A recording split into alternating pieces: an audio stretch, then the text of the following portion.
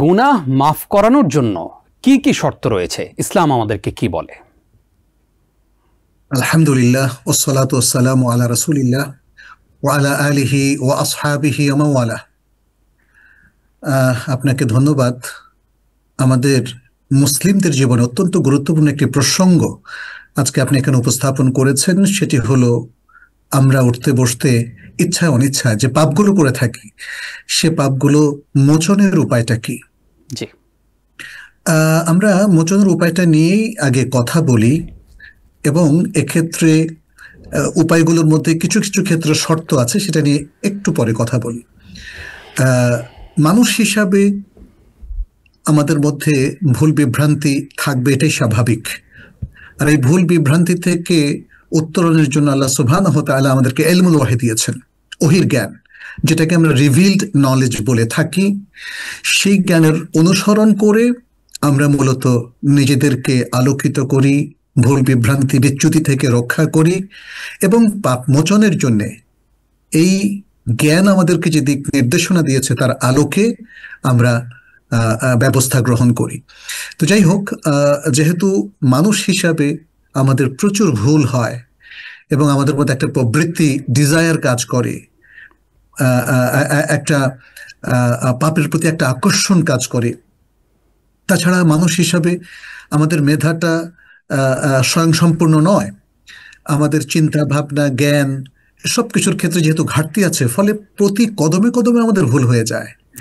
সে ভুলটা কখনো ছোট আকারের ভুল, যেটাকে আমরা সাগীরা গুনাহ বলি, এবং কখনো বড় আকারের পাপও হয়ে যায় যখন সেটা মেজর সিন বা বড় আকারের পাপ বলে বিবেচিত হয়। ছোট পাপের মধ্যে রয়েছে হয়তো কাউকে আমাদের চলাফেরা একটু কষ্ট দিয়ে ফেলা, ধাক্কাধাক্কি হওয়া, কিন্তু এরকম আরো অনেক অসংখ্য আছে যেগুলোর কোনো আসলে ইয়ত্তা নেই।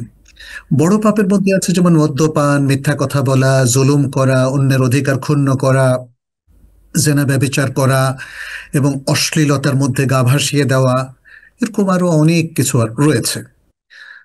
তো আমরা যেটা দেখি যে এই দুটো পাপেরই আসলে মোচন আছে, এবং পাপের মধ্যে সবচেয়ে বড় পাপ হচ্ছে শিরক এবং কুফরি কিংবা নাস্তিকতা। তো আমরা যেটি দেখি যে আল্লাহ সুবহানাহু ওয়া তাআলা যেহেতু বান্দার দুর্বলতা জানেন, ফলে তিনি আমাদেরকে পাপ মোচনের জন্য অনেকগুলো পথ বাতলে দিয়েছেন। আমার মনে হয় ডিটেলস সেগুলো আলোচনা করা দরকার, কিন্তু তার আগে আমি খুব সংক্ষেপে আপনাকে বলবো যাতে আপনি অন্য প্রশ্নেও যেতে পারেন। প্রথম যে উপায় সেটি হলো তওবা এবং ইস্তিগফার। তওবা এবং ইস্তিগফার নিয়ে আল কুরআন এবং আস সুন্নাহ ব্যাপক আলোচনা করেছে, খুব সুন্দরভাবে আমাদেরকে হাতে আঙ্গুল দিয়ে দেখিয়ে দিয়েছে কিভাবে তওবা করতে হয়, কিভাবে আল্লাহর কাছে ক্ষমা চাইতে হয়, এবং তওবার কিছু শর্তও রয়েছে, আমরা সেগুলো নিয়ে পরে আলোচনা করব।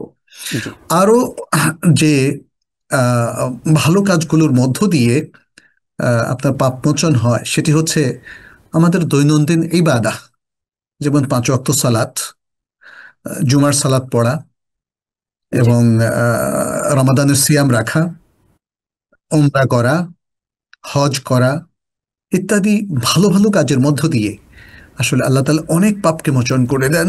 সে সম্পর্কিত আলোচনাও ডিটেলস কোরআন এবং সুন্নাহর মধ্যে রয়েছে।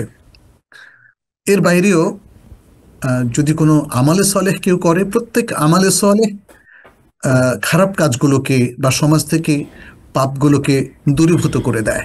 আদল, ইনসাফ কিংবা ন্যায়পরায়ণতা প্রতিষ্ঠিত করা, সুন্দর করে কথা বলা এবং হাসানা বা নেকি বাড়িয়ে দেওয়া, সমাজ কল্যাণমূলক কাজ করা ইত্যাদি নানা কাজের মধ্য দিয়ে দেখা যাচ্ছে সমাজ থেকে খারাপগুলো তিরোহিত হয়, পাপ দূরীভূত হয়, আর মহান আল্লাহ সুবহানাহু ওয়া তাআলা আমাদের প্রতি, মানব জাতির প্রতি, মুসলিম উম্মার প্রতি খুশি হয়ে তাদেরকে ক্ষমা প্রদর্শন করেন।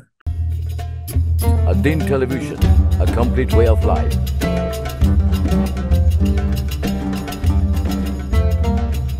প্রিয় দর্শক, ধন্যবাদ ad-Din-এর সাথে থাকার জন্য। এমন আরো সুন্দর সুন্দর ইসলামিক কন্টেন্ট ও সবশেষ আপডেট পেতে সাবস্ক্রাইব করুন আমাদের ইউটিউব চ্যানেল ad-Din এবং পাশের বেল আইকনটি চাপুন। পরবর্তী সকল ভিডিও নোটিফিকেশন পেতে যুক্ত থাকুন আমাদের সোশ্যাল মিডিয়ায়।